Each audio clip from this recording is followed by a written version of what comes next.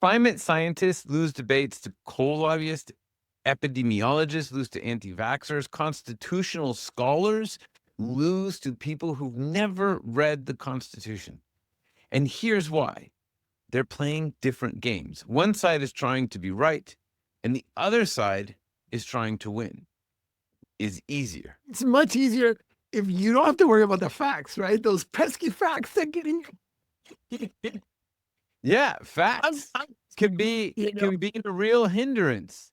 And so that's what we're going to talk about today, is why they are holding you back in public debate, because it's almost always an issue. Welcome. Today we are going to talk about why smart people lose arguments to dumb people. And here, we mean smart as in intelligent, educated, trained in how to debate, and dumb doesn't mean silence. I know it really means silence, but smart actually means well dressed. So we're going with the colloquial dumb as in the as in opposite of smart, right? Not educated, not trained, not focused on the facts. downright ignorant. They're downright ignorant. So here's some examples of these sort of the dumb winning over the smart. Okay, so Trump versus Biden Harris. We've got Trump's random wanderings and complete lack of experience versus policy experience. And we have Bill Nye debating Ken Ham on creationism, where it's really not clear who won that debate, despite the fact that Nye had all of the evidence on his side, and Ken Ham just had nothing to debate with other than the Bible. If you've ever debated with a flat earther, right, they fall into the dumb category. Oh, you're just going to fall off the edge, which never seems to happen. Anti-vaxxers argue against vaccines despite all data and evidence. Yay, measles, right? Or another example is every social media debate ever. You ever gotten stuck in a social media debate, Joe? Oh my God. You You cannot know, win. You you cannot. can't Don't win. even You can't bother. win. Yeah. You can't win. Nuh-uh. Nuh-uh. Nuh-uh. You're stupid. No, you're Nuh-uh. No, stupid. you're All stupid. right. Nuh-uh. So here's the thing, right? None of the arguments that we're talking about here are about facts. They aren't truth seeking. In essence, they are status competitions. And status competitions have different rules than truth seeking conversations. So this is control of information meets control of belief systems. But the lever being pulled isn't facts. It has more to do with social hierarchy, winning, and emotional connection. See, when you enter into an argument, Joe, or at least when I enter an argument, and you tell me if this works for you, I'm asking, do I have a good argument? Do I have strong evidence? How can I position myself to make use of the best evidence I possibly have? Sound familiar? Right? Yeah, well, that's kind of the way I think about it when it's like, how am I going to win this thing? Right? But that's what your opponent's brain is focused entirely on. Can I win this? Well, while we're worried about making good arguments, they are worried about specifically winning this. And we're measuring winning differently. So a smart person is measuring, did I accurately represent the data and present convincing arguments using good evidence? Whereas the dumb person measures, did I make them look weak? Did I connect on an emotional level? Can it ring any bells, Joe? Anybody Yeah. you can think of in the world right now? So Somebody in the world that I can think of right now that might be kind of like that. it might fit the bill, right? They So, might, they might, they might be an orange kind of. well, that's exactly right. Now, okay, I just did the little thumbs up thing. So anyway, what's worse, Joe? What's worse about this is that the smart person is very likely to recognize the weakness in their arguments, right? They know where the data are weak. They know where there may be some inconsistency. So the dumb person has already won because they chose the easier victory condition. They don't care whether They they're right. they don't care. It doesn't matter whether they're right or not. The thing, it's a whole different animal. So it's like they're playing tic-tac-toe while you're playing chess. With one key difference, the audience doesn't know there are two different games happening. That is brutal, my friend. All right. So there are five key ways that this happens, or five mechanisms that allow smart people to lose to dumb people. Right. And the first one is the confidence gap. And we've already talked a little bit about that, right? Smart people qualify their statements. Studies suggest, right? The data indicate there's emerging evidence. Like, these are all qualified. They all indicate some degree of doubt. Dumb people say, everybody knows. It's obvious. Common sense says this is the way it is. People are saying it. That's right. People are saying it. There's no need to have any doubt whatsoever. And the thing is that audiences read qualification as weakness. If you are not 100%, they see that as weakness, where they read assertion as strength. Yeah. But the problem is that guy knows what he's talking about. Yeah, exactly, because he's asserting. But here's the thing. The more you know you don't know. The more you learn about something, the more you see there are all these little corners and things that you never realized were there. So every answer to every question brings in more questions. So it's like the smarter you are, right, the more doubt you have, even though you know more stuff. But it's also why you see Trump's people talking all the time. Many people are saying, and that works better than citing actual sources, right? So it's that confidence gap is number one. Now, the second one is the complexity penalty. So the smarter your argument, the more your audience has to work to follow it. You can layer on evidence after evidence and put all these data together, but every step is another place where they can get lost. And they do get lost because they're just not going to think about it that hard, right? So the dumb argument is simple. They're taking our jobs. The smart rebuttal is, well, immigration economics are complex. Overall GDP growth is good, and labor market elasticity and lump of labor fallacy and so the dumb arguments work because you can appeal to anecdotes and personal experiences. It's like you always tell me, if people have to work, they're not going to listen to you. Yeah, exactly. And it's personal experiences, and it's shared personal experiences, because if you want to show that the economy is bad, talk about a job loss experience. Almost everybody will share that experience. Everybody's either lost a job or knows somebody who has lost a job.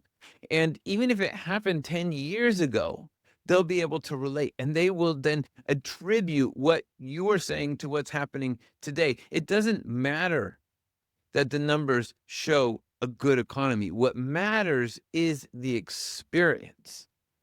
And by the time the smart side has explained how something works or how the economy works, the dumb side's already moved on to the next simple. They're just moving. They're just like rocking, baby.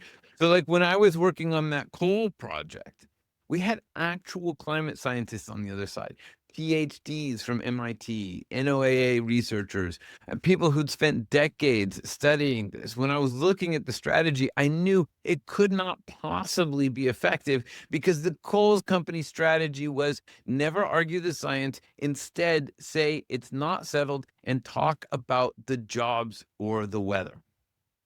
Look, it's snowing. How could the world be heating up? Come on, get out of here. Or you talk about jobs versus parts per million of CO2. Like, who wants to hear any of that stuff? The jobs are going to win every time because that's what puts food on my table. And it's not that it's true, right? It's not even that there is a real jobs versus parts per million. There isn't necessarily a sacrifice to jobs. But if you can create that vision, that emotional connection, if you can make jobs and loss of jobs emotionally immediate, you start to win the argument. And dumb doesn't need to be right. It just needs to make the other side look out of touch. Mission accomplished, right? That's it.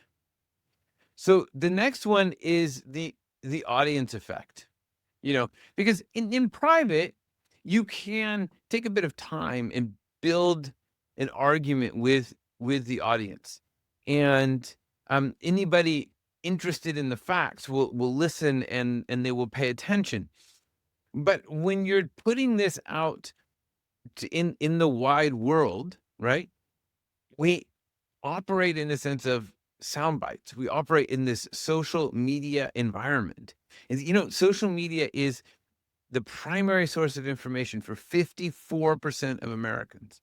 And it Yeah, doesn't sad. reward facts. It rewards simplicity over accuracy, confidence, like we're talking about, over nuance, emotion over data, status over substantive points, consistency over reality. And the thing is that when people start to pile on an argument, when they start to agree, Right. you start to get that audience effect where you start to see all of these others, and the fact that they agree with the argument sways you.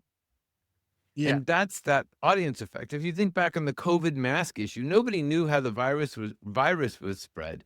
And at first, scientists thought that masks didn't work. So they said not to bother. But then they got new information and they reversed course and everybody went out. Now we need masks. That's smart. But in the world of sound bites came a lack of trust, and the audience piled on.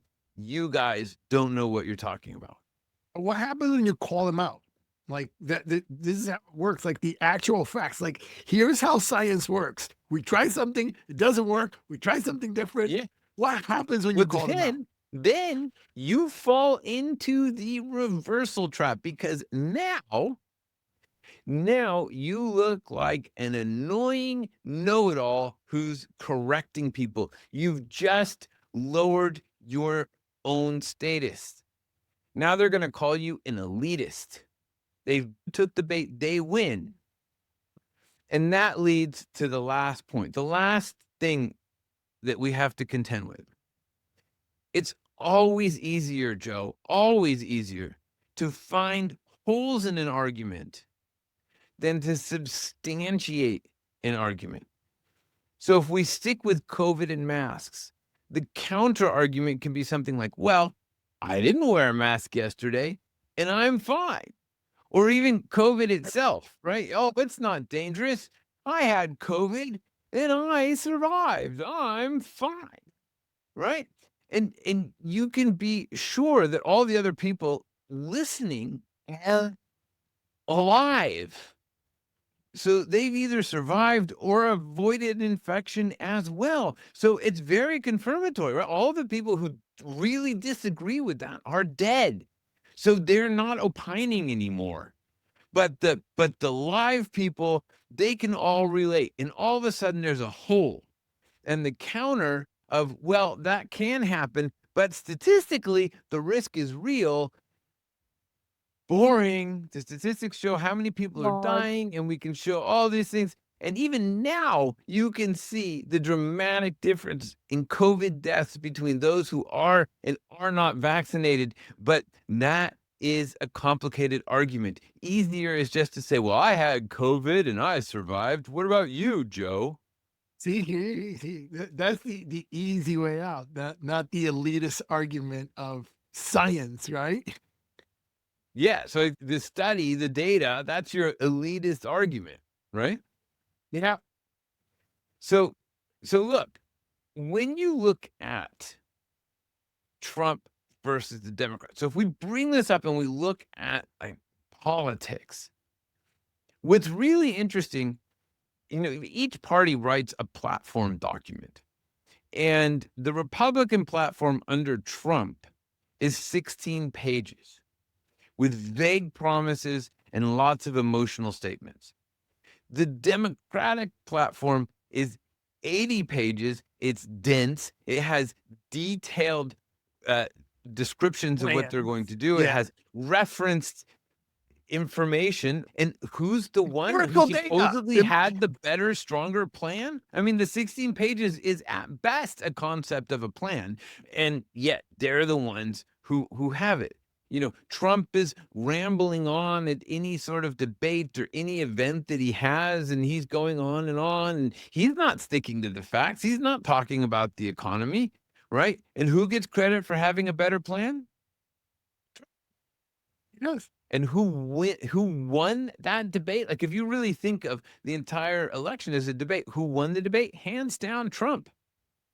Absolutely. Why? Because he signaled confidence, no hesitation. Groceries. Nobody's heard that word. Yes, Groceries. groceries. It also, none of his arguments are complex. He's always using simple language, and in fact, I think he has a vocabulary of about 55 words, right? So the audience really doesn't have to work. Nobody actually knows what he's saying, but at least he's not complicated. He made it about status, right? And that goes back to our original premise. When this is a conversation about status, about who you are, about who you connect with, Trump was able to dominate while Harris was defending. Yeah. As a result, Trump was really able to connect with the audience.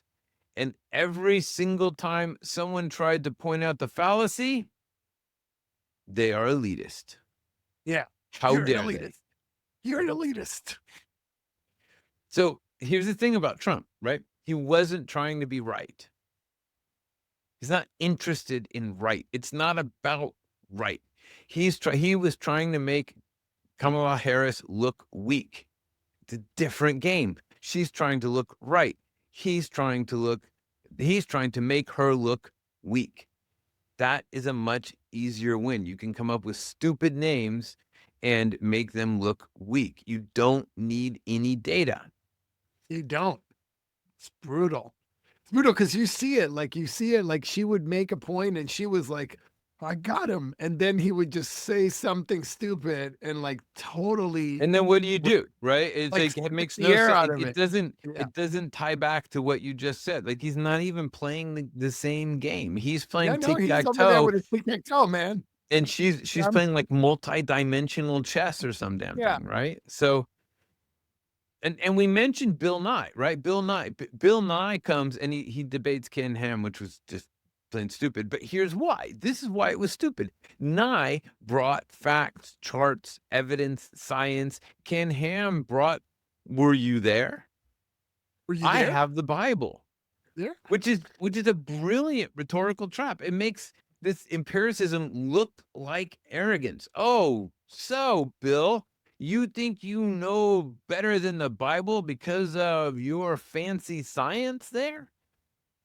And the answer, of course, is absolutely 100 times yes. Bill Nye becomes a bad guy. And what you are telling me, Jeff, in fact, is that we're living in the world of idiocracy. Wait, Remember the world? Idiocracy. wait. Idiocracy wasn't a documentary? I thought that was a documentary. Okay, good. Well, at least we're all agree. I didn't realize that was anything other than the world that we live in. We're living in idiocracy because the educated person is now the bad guy. And I hear this all the time. I hear it all. I see it all the time. I see like, oh, like Bill Nye. Well, me too. But debating Ken Ham wasn't a great idea. He would never change anybody's mind. And there was a great moment in the debate where they asked the two debaters, they said, what would change your mind? And essentially, Bill Nye said, well, evidence. Give me some evidence. And Ken Ham said, nothing. Nothing's going to change his mind. It doesn't matter whether he's right or wrong. It doesn't matter what the evidence says. He is not going to change his mind. And this is why democracy is so fragile. See, because democracy assumes that we're all playing the truth-seeking game, that we're all playing the same thing and that we all want the same outcome. But if one side decides to play the status competition game instead, then they end up with a massive advantage. Facts require work. Status signals are instant. Truth requires humility, as in, I could be wrong, because we all know I mostly am, right? Status I'm not- requires certain I'm obviously right. Education makes you aware of all the things that you don't know, so it makes you qualify your claims, whereas ignorance lets you be absolute. So this is control of belief systems. You don't control what people believe by proving you're right. You control it by proving you're dominant. And we've seen this pattern before. Authoritarian movements don't win intellectual debates; they win status competitions. Demagogues don't convince through logic; they convince through strength signals, through all of that, right? And cult leaders, they don't have better arguments. They have more confidence. They have more charisma. They're like pulling people in.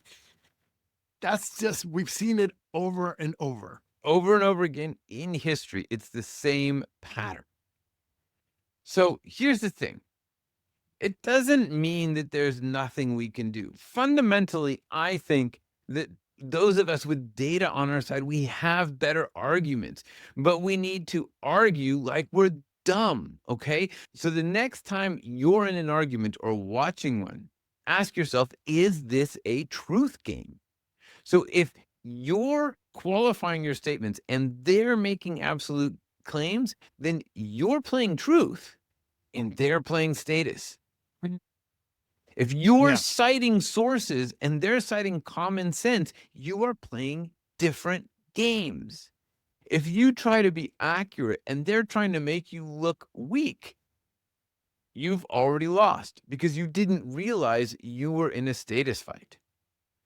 Like, the reality is that without some degree of focus, we all do this, right? I mean, we all play the dumb role from time to time, right? So think about the last time you corrected somebody in a meeting. Were you really trying to understand?